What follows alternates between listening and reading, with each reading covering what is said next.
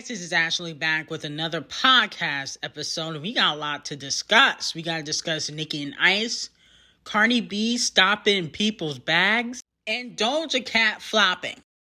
So basically, in regards to Cardi B stopping people's bags, Joe Budden, the puppet, comes out and tells the people why he canceled Tasha K's interview.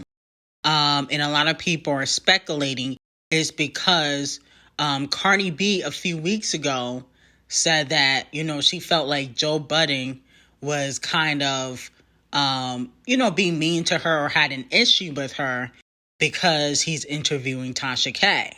And so Joe Budden has came out and he has apologized to Cardi B. And this is the reason why he's not putting out the Tasha K interview. What happens, man?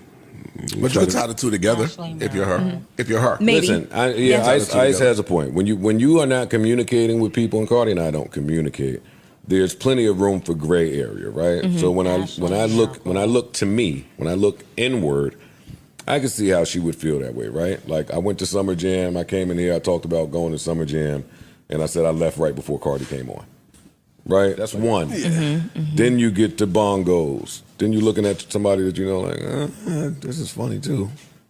Mm-hmm. And then you see the Tasha K. You don't even see the interview because it's not out, but you see that, and you had her up here. Oh, it's something now. And it's something. It's something. But I think that when if you look at it from, this particular person was trying to destroy my image, my reputation, my brand, how I feed my kids, and then you supposed to be my homeboy, and you came and had them sit on your couch with the size of your platform without a conversation. Mm-hmm. What happens, man? But you can tie the two together on your couch with the size of your platform without a conversation. Then it could open up the door for something. But this person still tried to end me no matter what. I see what you okay. Like that happened. So you agree? So I'll Cardi an apology, and I shouldn't release the interview. Wow. So there you have it, folks. Joe Budden and Cardi B have made amends. He's not releasing the interview with Tasha K. And he apologized for trashing bozos. Now, here's the real reason why Joe Budden is not releasing the Tasha K interview. He got a phone call. I don't care what nobody says. People can say, oh, no, Cardi B did not call Joe Budden. But one thing I noticed about Cardi B, and she has a pattern, she always tries to punk somebody or punk the blogs. That's one thing I noticed. Like, she is upset that she can't punk Tasha K. So she doesn't want anybody of mainstream media to align themselves with Tasha K. Okay? And Cardi B do be making phone calls because it's very ironic that Joe was standing firm on how Bozos was trash, which I think he partially said that because he don't like Megan Thee Stallion. I think that was partially the reason why. Even though Bozos is trash, I think that he really don't like Megan. And then on top of that, you skipped out on her Summer Jam performance. You're not really interested in Cardi B. Why pretend? But if you get that phone call from Titanic, it all makes sense. And Titanic also called the Video Music Awards to try to get Nicki not to host. And then also, I believe that's another reason why Mesi Lee is going hard on Nicki Minaj again. If you guys remember, Mesi Lee, he tried to make amends with Nicki through T.S. Madison. But now he is continuing to diss Nicki Minaj because he probably got that phone call from Criminal B and Titanic. And also, you got to remember, Cardi B gave him an interview and she went to his birthday party. So now he feel like he owed Cardi B something, okay, because she went to his birthday party. And I think Joe Budden is hoping that Cardi B gives him an interview since he turned down Tasha K. So I do believe that, Cardi B and Titanic Records do be making phone calls. I don't care what nobody says, because at the end of the day, how do you backtrack so fast? You just said Bozos was a flop. You was going to do the Tasha K interview. You already did it. but now you don't want to air it. But also people are saying that maybe Tasha K was trashing Cardi B again, and maybe he didn't want to get involved in the lawsuit, okay? Because Cardi B still hasn't gotten her money. But Mesi Lee, who is Cardi B's good associate and friend, he said that Cardi B was one of his best friends, has continued to trash Nicki Minaj, and she needs to sue him. Why you're mad? Because you can't turn me off, because I won't go away, because I'm not afraid. See, what Nicki and Kenny thought was Jason. See now, he's not gonna say anything. And Cardi and Offset, they in the streets too, so they're not gonna say anything. And y'all thought I was sipping all that cappuccino but turning into some other bitch. Are you fucking dumb? I'm the same nigga that put out How You Try to Punk Future. I'm the same nigga that put out your original track on Motorsport when you said you never changed your verse. I'm the same nigga that said that you were a pedo sympathizer when you paid for your brother's attorney fees after his 12-year-old daughter. I'm the same nigga who has no problem laying all your tea out. You mad because I'm just stating facts? What can you say? I'm fat? I'm gay? Okay. Is that why you're mad? So Mesi Lee is continuing to harass Nicki Minaj. He's been harassing her for years. And he said that he will continue to spill Nicki Minaj's tea and expose her and Kenneth Petty. Now, people are wondering, why isn't Nicki Minaj suing Mesi Lee? Well, where's the lawsuit where her and Nosy Hoax lied? You know, is that going anywhere? She definitely could sue Jason for defamation of character, but she already got one pending. So she may not see like it benefiting her by going after Mesi Lee. Plus, if she go after Mesi Lee, I can see him taking the Tasha K route. You know how, Cardi B has been going after Tasha K, and even though she won, she still hasn't gotten any money. See, here's the thing. You can win in court, but that don't mean you're going to get the money, okay? Because Tasha K has filed for bankruptcy. She has moved money to Africa. She sold her house. So there's way to strategically not pay for a lawsuit. And I feel like Mesi Lee would take the same route. Now, moving on to Doja Cat. Doja Cat is going through the 4th album curse. Okay? The same thing Queen Bee went through. The same thing Nicki Minaj went through. Now, the 4th album curse is when your 4th album doesn't do as well as the last 3. Okay? For Queen Bee, it was the 4th album. I love the 4th album. But a lot of people say the 4th album by Queen Bee was a flop because it didn't do as well as, her B-Day album, as Sasha Fierce, as Dangerously in Love, her first album. So that's why people call it a flop. Same thing with the Queen album. I remember people were dragging the Queen album. Oh, it did 185,000 first week. And to this day, none of the rap girls have been able to do that first week. But people call it a flop because it didn't do as well as the Pink Print, or as Pink Friday, or as Roman Reloaded. And here's my thing. Doja Cat deserved to flop, in my opinion. Queen Bee, she didn't flop, in my opinion. She did 300,000 first week. That's pretty decent. Neither did the Queen album. The Queen album is not considered a flop to me because clearly these girls had trouble selling. But Doja, I was expecting 100,000 because a lot of people say, oh, Doja Cat's the princess. Doja Cat is the princess. Even me, I was considering her the princess of rap. And then on top of that, she was bragging that, she don't need a big feature or a new sidekick. It looks like you do, honey. Okay? It looks like you need to align yourself with a sidekick, Ice Spice, Nicki Minaj. Okay? Those are the only 2 that can help you right now. Cardi B's gonna have you flop. Okay? Maggie can't save you. But you need a sidekick. because, girl, the numbers are terrible. And then on top of that, you was breaking all these records, and then you were doing your symbolisms and rituals. You was dressing up as the demon. How you dress up as a demon, all your music videos, and still flop? Okay, the Illuminati's not helping you?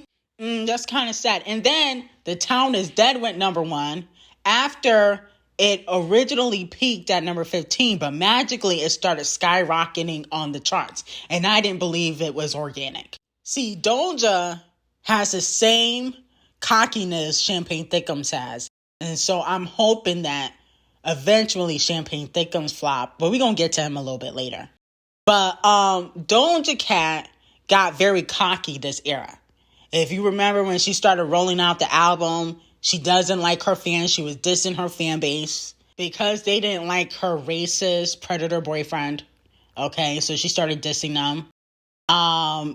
She claimed she was dissing the critics in, a lot of her raps.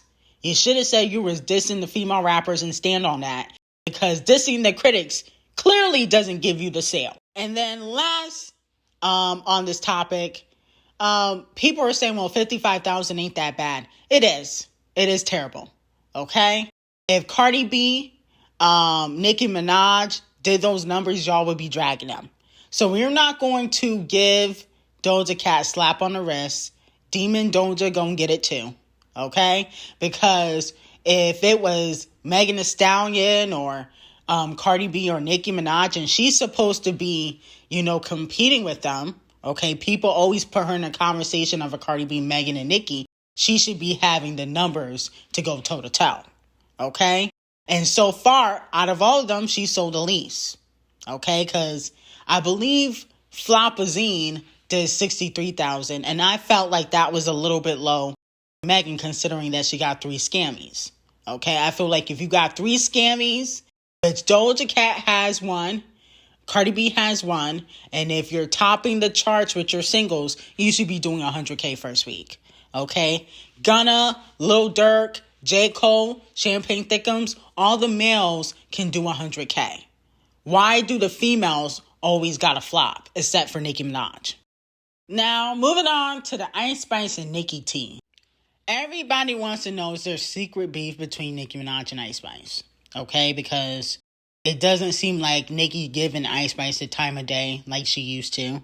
She likes her comments on Instagram, but she really hasn't really mentioned Ice, and she shouldn't. It's, Pink Friday time, Pink Friday 2. Okay, Nicki needs to focus on her music. She don't have time to be worried about Ice. But fans notice that both Ice Spice and Nicki Minaj interacted with the chart-obsessed racists at the Video Music Awards, but they did not interact with each other. Now, here's my thing. I believe Ice Spice, since she already got her Nicki Minaj collaboration, technically she has gotten 2 collaborations with Nicki Minaj, okay, Barbie World and Princess Diana. She wants to interact with the other female rappers, and I think Ice Spice secretly wants to work with Cardi B. But she don't want to lose the Barb support. So she's trying to maneuver strategically. She don't want to jump the gun like Megan Thee Stallion did, okay? Once, Megan got that Hot Girl Summer collaboration, she was like, okay, listen, who's next? Oh, Queen B? Okay, I got the Queen B cosign. Oh, Cardi B, I got the Cardi B cosign. Oh, Dua Lipa, I got the Dua Lipa cosign. She was like, listen, I'm just gathering all the A-list cosigns I can get to help further my career. She doesn't want to do that. Ice Spice knows that it could be looked at a certain way. People might call her an opportunist. So she's trying to strategically work with the other female rappers. I think the next one she's going to try to work with is Sweetie and Doja Cat. Okay, because they're safe. Okay, even though I don't think Nicki really messed with Doja Cat, she hasn't really dissed her in records yet. I'm hoping that she does on Pink Friday too. No shade. Because Doja Cat has been slick with the mouth on Scarlet. I think Nicki should send some shots back. But Nicki hasn't really dissed Doja Cat like she has Megan. Okay? So she's kind of safe still. You know, the delusional barbs are still going to support her. But when it comes to Cardi B, she knows if she aligns herself with Cardi B or do a record with Cardi B completely, she's going to lose some support. And she doesn't really sell like that. Okay? Deli did not do top 10 and didn't do top 20. It didn't even do top, 30. It did top 40, I believe. I think it did top 40.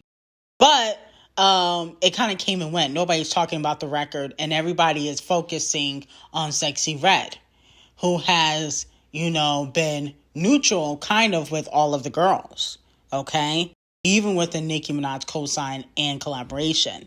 So I think Ice Spice, because she wasn't really giving Cardi B the time of day while she was working with Nicki Minaj, you know, people are going to call her fake. Okay, when she was working with Nicki Minaj, she didn't give Cardi B the time of day. She wasn't really liking her posts. She wasn't commenting like she's doing now.